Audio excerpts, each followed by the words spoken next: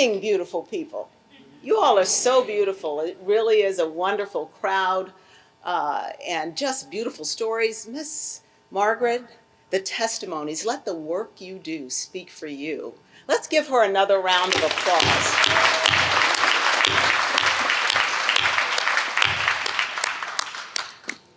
It really is an honor to stand in front of you tonight at this inaugural gala, celebrating the life and legacy of your father, Mr. Martin Dunbar Jr. You all know him as Mr. D. I think everybody knew him as Mr. D. But this is just a wonderful occasion, and I am really, really happy to be here. Special shout out to our Master of Ceremony tonight. Called in at the last minute and doing a great job, Wilbur Hackett. Great to see that you are part of Kentucky history as well. He's doing an amazing job. I understand we also have a councilwoman in the house, Keisha Dorsey. Is she here?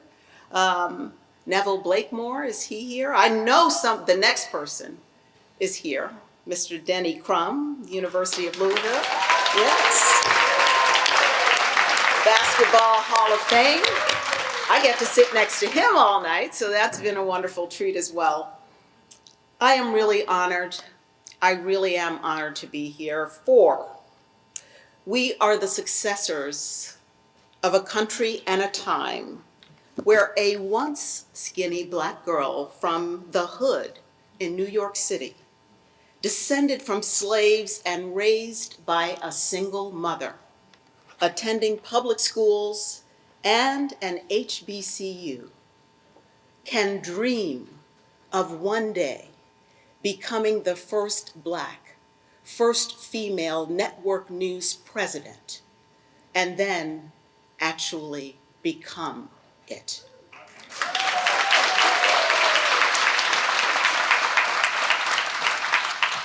I borrowed those words from Amanda Gorman's The Hill We Climb, because we are still climbing that hill together. Those words encapsulate my feelings of being incredibly blessed. My faith guides everything that I am and everything that I ever will be.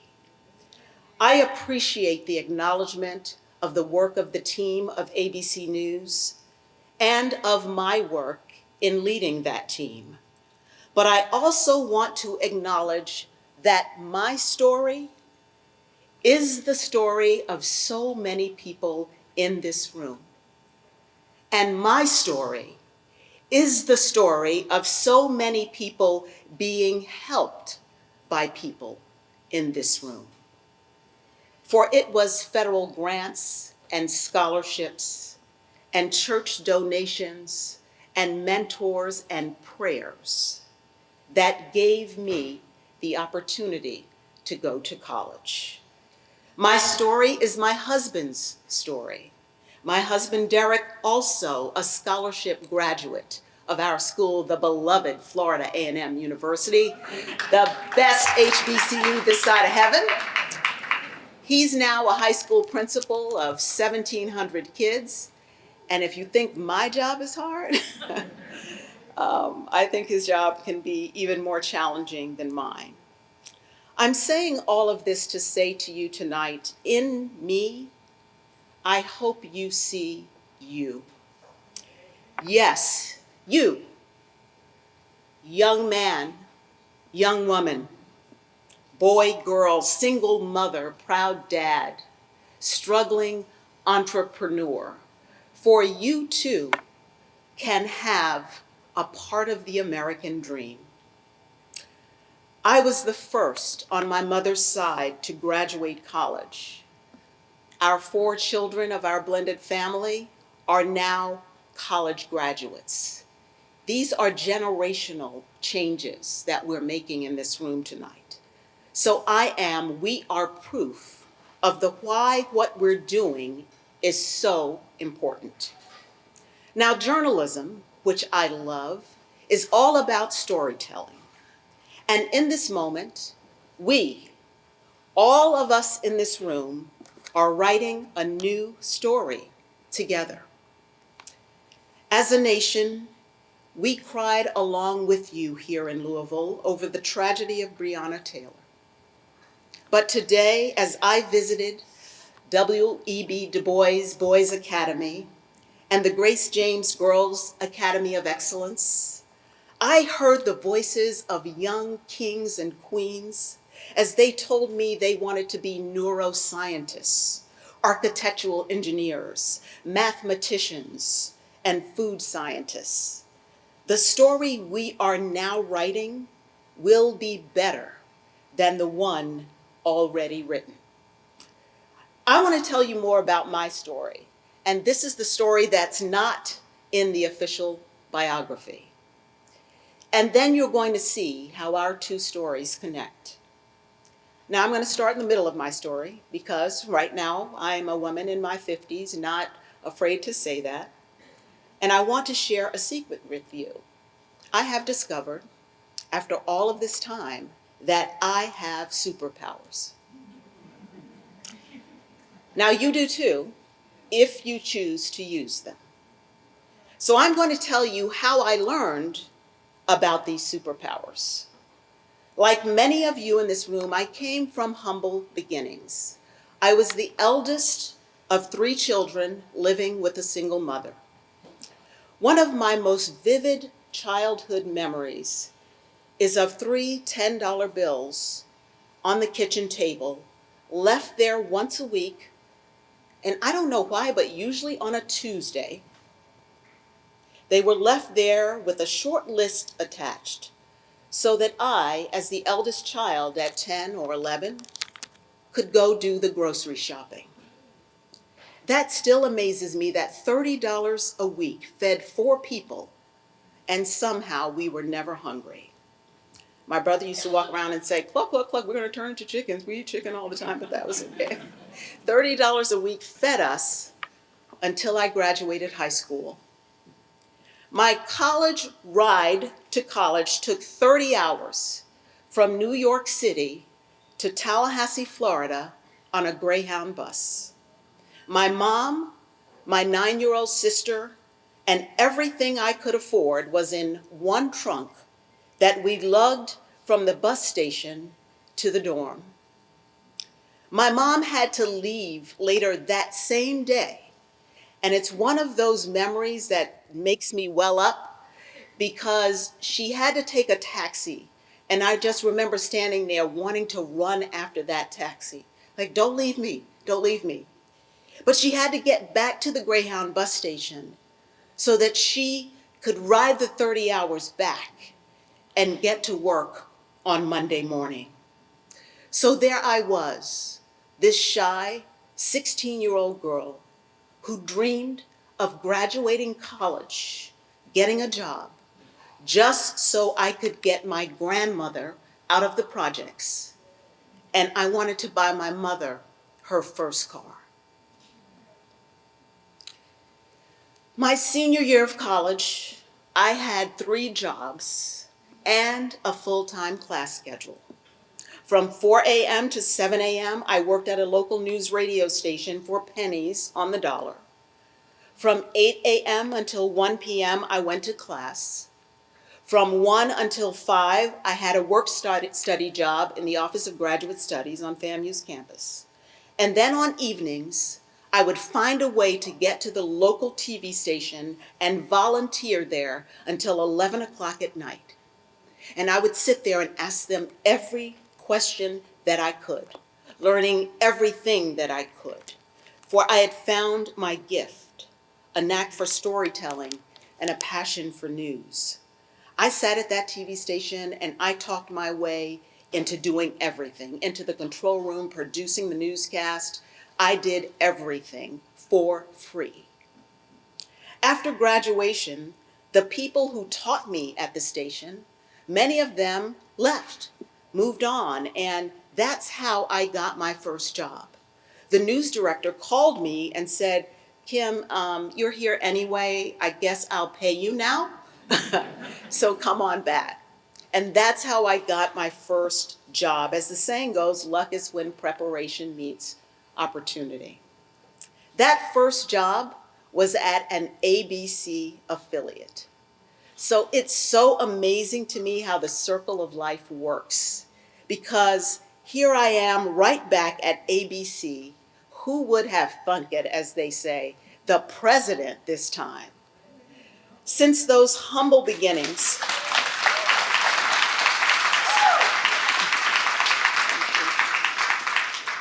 so blessed.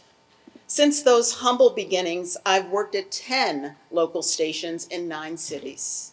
I've worked for all 3 national networks. So I have had an incredibly blessed career. But many times along the way, I was told what I could not do. I was told which meetings I could not attend, why I was not the choice.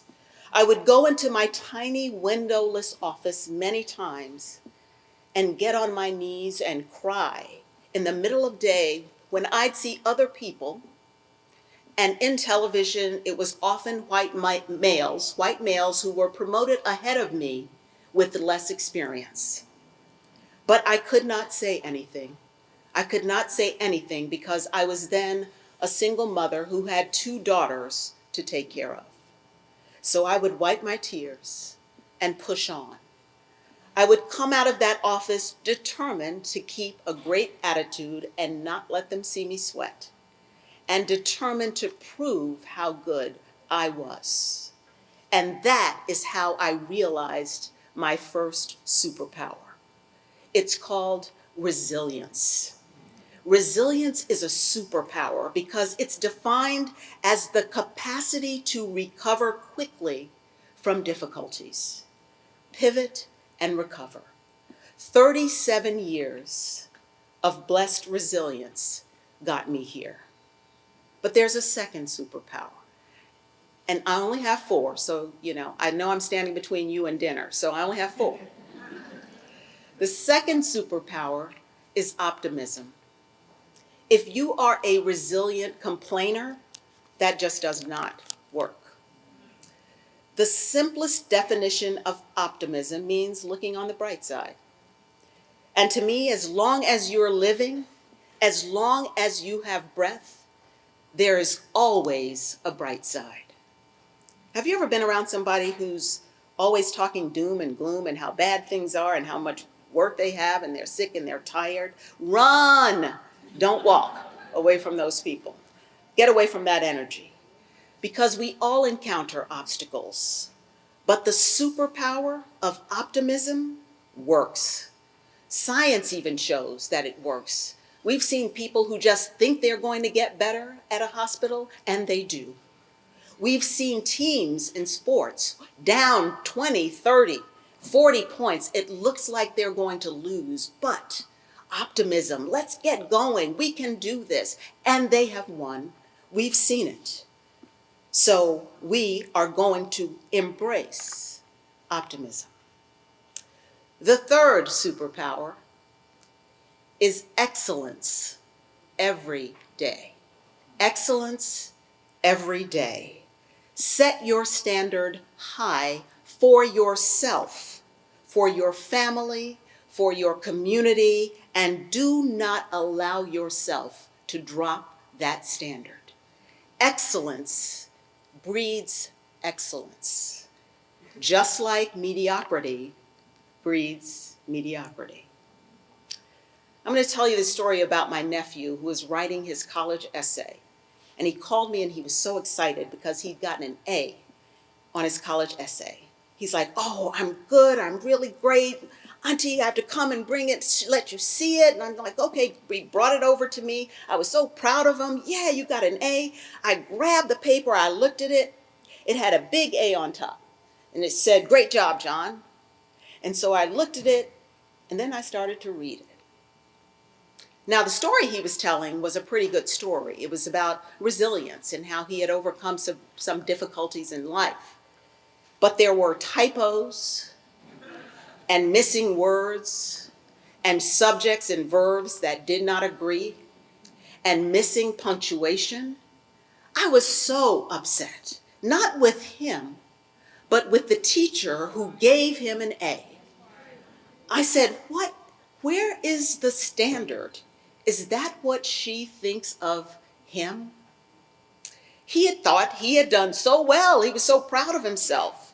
I called that teacher and gave her a piece of my mind. I was pretty nice, but I was like, this is the problem. But I said to him every day after school, I need to see you in my office.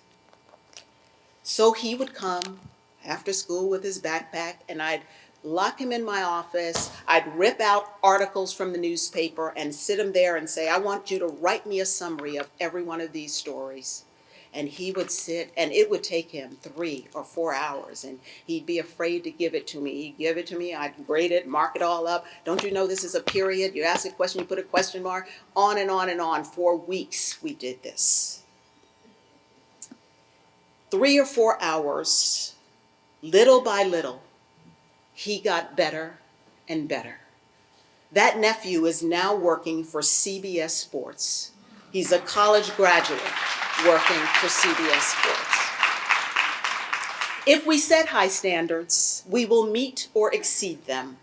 I saw that at the Girls and Boys Academies today as I visited them. So I put signs up around my house. There's one right around the kitchen table in the middle of the plant, you know, the little pretty flower we put in the middle. It just says, excellence every day. And my final superpower, this one is easy. This one my mom told me a long time ago. She said, Kim, a smile goes a long way. And so a smile is a superpower. It can turn things around. Just try it. Change hearts and minds. Even the grouchiest grouch doesn't know what to do when you smile. Sometimes I'll get in an elevator and just say, hey, good morning. People are like, especially in New York, they don't know what to do with that. Gets all in their spirit, though, before they can push it away. So smiles are a superpower. I can still remember as a kid singing my elementary school song. It went something like this: cheer, cheer for PS19. We have the best school you've ever seen. It told me that I should cheer for my school because we had the best school you've ever seen. I love it because it resonated in my little 7, 8-year-old soul. Resilience, optimism, excellence, and a smile. So 1 + 1 equals you. You have been here supporting a great cause tonight. People like you built another place where I visited in Louisville today, the Norton Healthcare Sports and Learning Center, the west side of town. If you haven't been there, it's a beautiful facility built by the donations of the community. So we come together to get healthy there. So how do our stories connect? First, I just want to tell you that it took me a couple of years, but I did get my grandmother that house. And she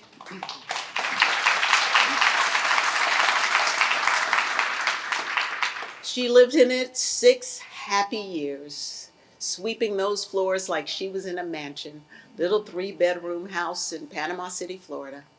She loved that little house, and it was my honor to be able to give it to her. I did get my mom her first car, and I made sure it was a Mercedes.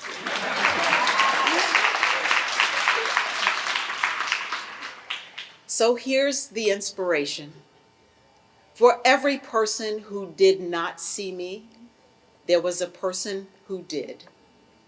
So to everyone here tonight, be the person, be the leader here in Louisville who sees those who feel invisible. For every person who denied me an opportunity, there was a person who gave me one. Everyone here tonight, please be the person here in Louisville who gives opportunities.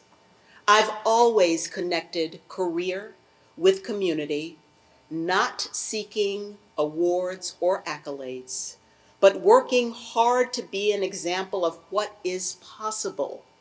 Because people held doors open for me, I will hold open doors. Because people gave me a chance, I will give others a chance. And because people invested in me, I will invest in others. So see, Louisville, our stories do connect because we are better together. And tonight, we all can be the change we want to see. Thank you very much.